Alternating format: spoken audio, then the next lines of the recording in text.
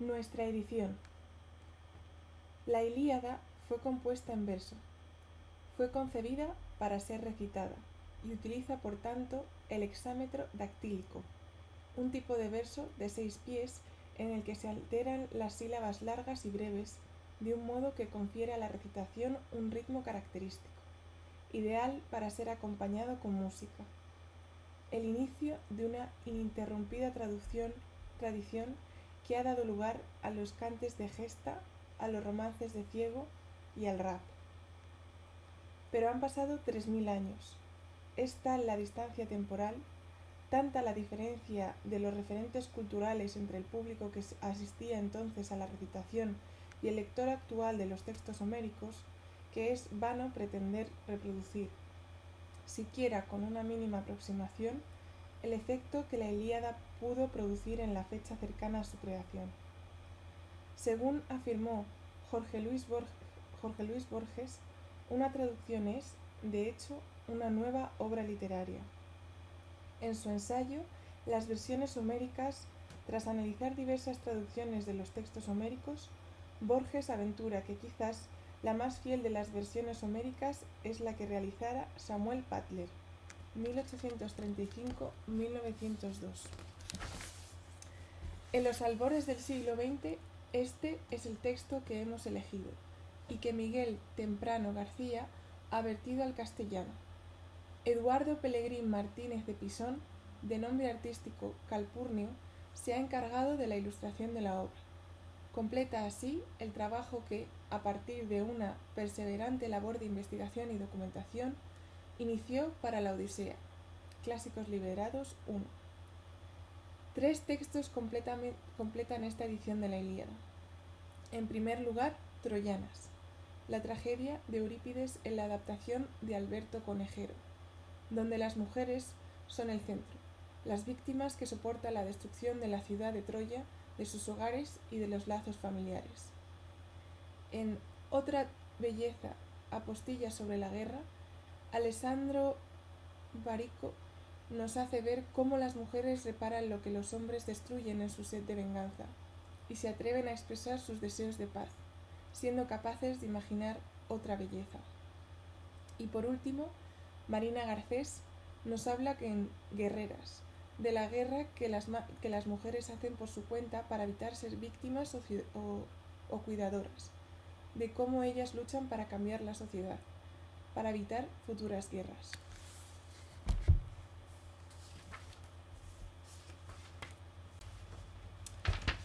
Antes de la guerra. ¿Cómo empezó todo?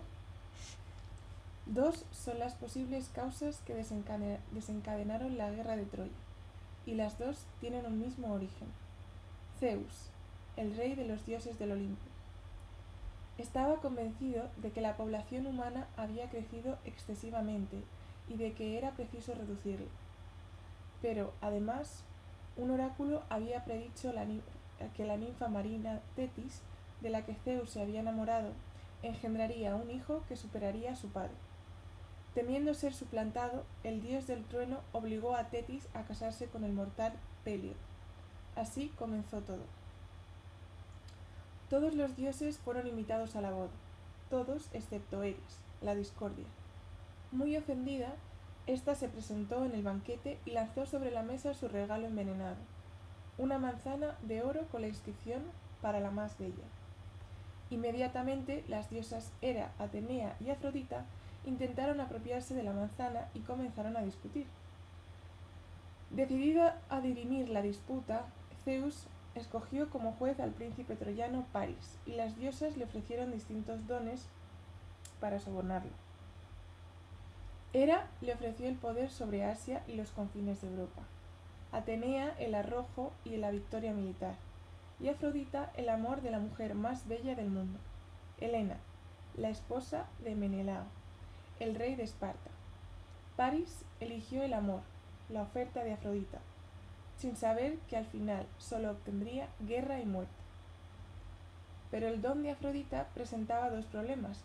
El primero, que en ningún momento se tenía en cuenta si Helena quería corresponder el amor del príncipe troyano. El segundo, que estaba casada con Menelao. Simulando un viaje diplomático, Paris se presentó en Esparta, donde fue acogido como huésped por los reyes. Después, aprovechando la ausencia de Menelao y con la ayuda de Afrodita, logró enamorar a Helena y partir con ella hacia Troya, llevándose además un gran botín. Si fue seducción o rapto es algo que se discute desde antiguo. El rapto de Helena provocó un escándalo mayúsculo. Menelao, encolerizado, fue a buscar a su hermano Agamenón, rey de Micenas, para que le ayudara a recuperar y hacer valer así el juramento que, en su día, hicieron todos sus pretendientes, entre los cuales se encontraba la gran mayoría de héroes griegos: defender al marido que ella eligiese y proteger la paz del matrimonio. Sin embargo, no todos se presentaron de buena gana.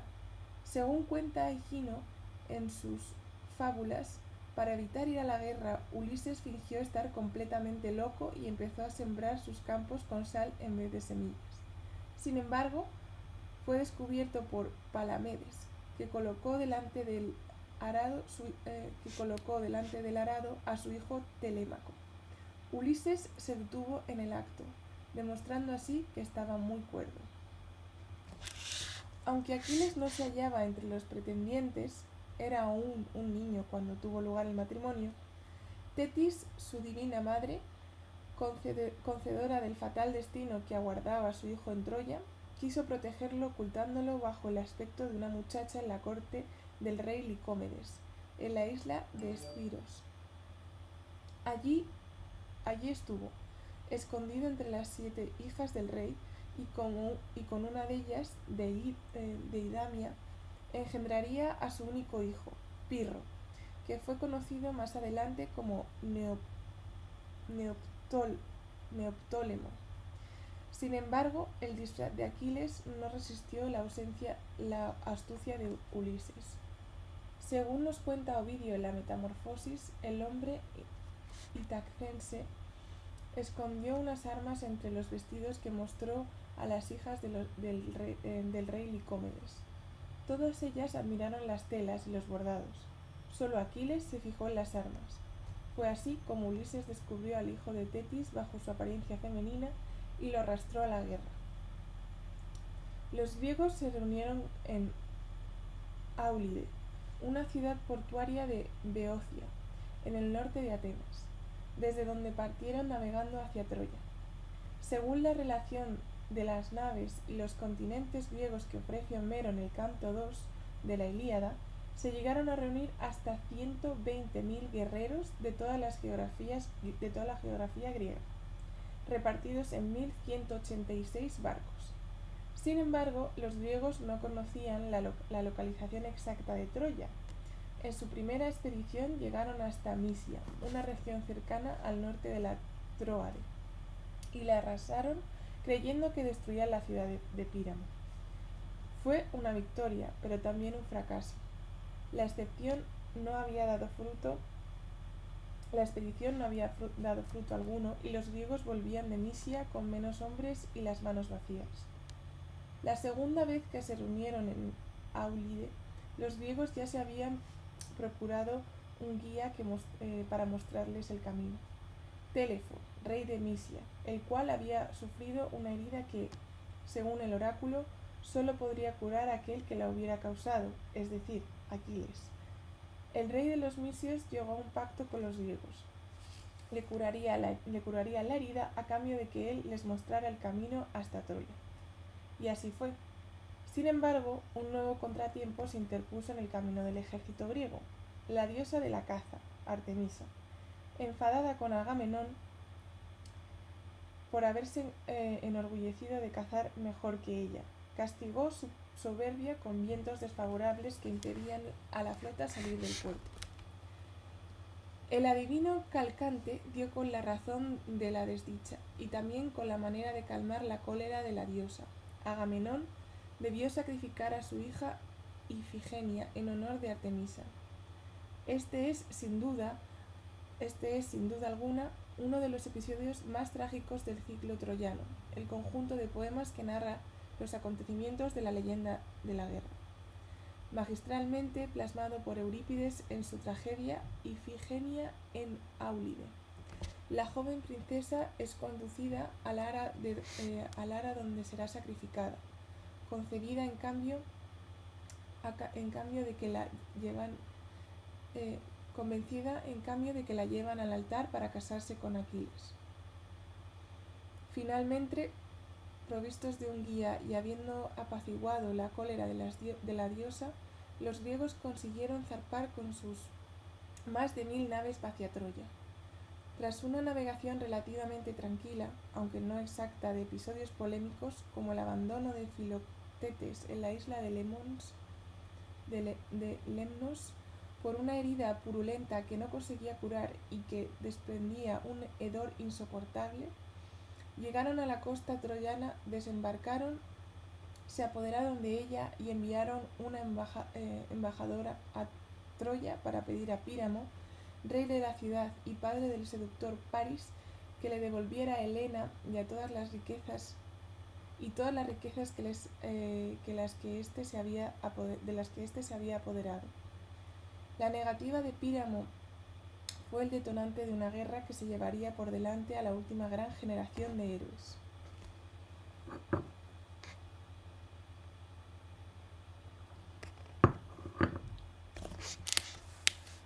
Aunque se suele pensar que la Ilíada, a veces denominada la canción sobre Ilión, el otro nombre con el que se conocía la ciudad de Troya, trata de los 10 años que duró el conflicto bélico entre griegos y troyanos, lo cierto es que este magno poema épico solo nos relata un episodio muy concreto, el de la ira de Aquiles, durante el 10º y último año de la guerra.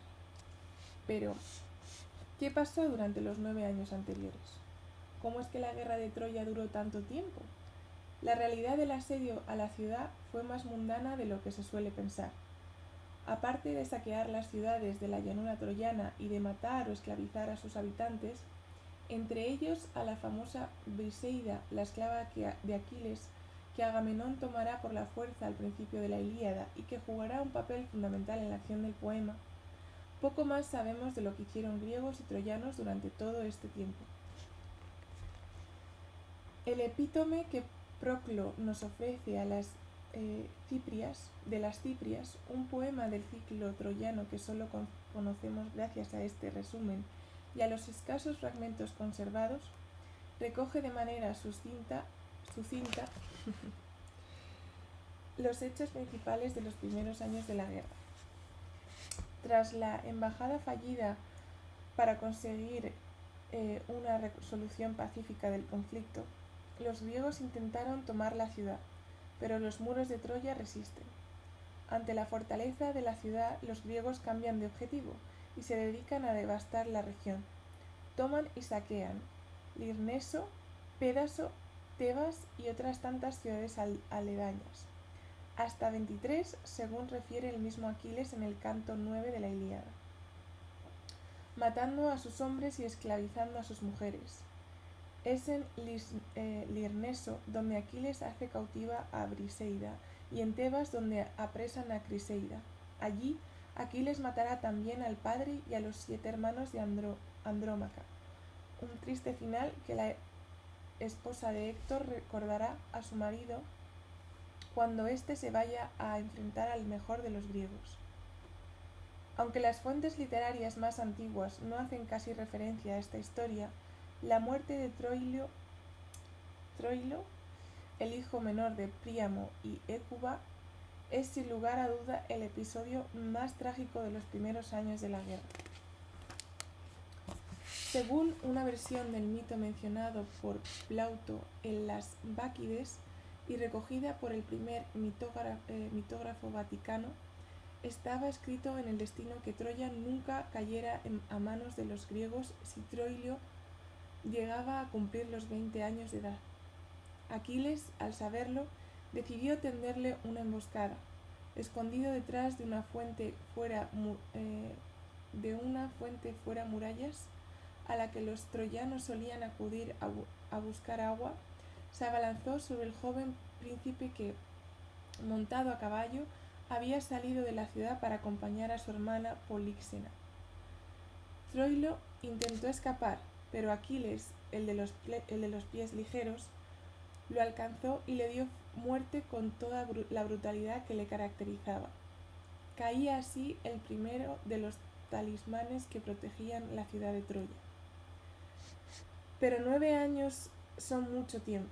Más allá de alguna que otra escaramuza, de alguna que otra muerte y de algún que otro rapto para cobrar el rescate, se sabe más bien poco de lo que pasó durante todo este tiempo. Seguramente, por esa razón, en la cerámica griega es tan habitual presentar a los héroes griegos descansando en sus tiendas, tocando la lira o entreteniéndose con juegos de mesa. Al final, de lo que se trataba era de resistir, de que se cumplieran los 10 años que el adivino Calcante había predicho que duraría la guerra antes de que la ciudad de Troya cayera en manos griegas. El juicio de París. La diosa Eris se presenta en la boda de Tetis, a la que no ha sido invitada. Despechada, lanza una manzana en los comensales mientras anuncia: para la más bella. 3 diosas compiten: Hera, Atenea y Afrodita, y Zeus decide que París será el juez. Las diosas se presentan ante París, que está apacentando unas ovejas, e intentando sobornarlo con regalos. Eras con el poder sobre Asia y Europa, Atenea con el arrojo y la victoria militar, y Afrodita con el amor de la mujer más bella. Helena de Esparta. París elige el amor. El rapto de Helena. Helena, la esposa del rey Menelao de Esparta, sucumbe al hechizo amoroso de Afrodita y se presta de buena gana a huir en compañía de su amante París, que ha acudido a la ciudad como embajador. Aprovechando la ausencia del marido, embarcan hacia Troya tras apoderarse de un gran botín de riqueza. La terrible afrenta está servida. Menelao y Agamenón, su hermano, reunirán un gran ejército para atacar Troya.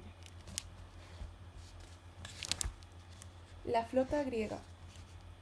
Cuando Helena, la mujer más bella de toda Grecia, se casó con Menelao, todos sus antiguos pretendientes juraron que acudirían en auxilio del elegido si su esposa era seducida o raptada. Menelao exigió que se cumpliera el juramento y, con la ayuda de su hermano Agamenón, rey de Micenas, reunió uno de los ejércitos más poderosos de la antigüedad. Los aliados acudieron a su llamada desde toda Grecia y sus islas. Más de 1000 barcos y 100.000 guerreros pusieron proa hacia las costas asiáticas de Troya. Y aquí aparece una de las ilustraciones de Calpurnio, donde aparece el campamento griego y Troya. Pues sería la entrada.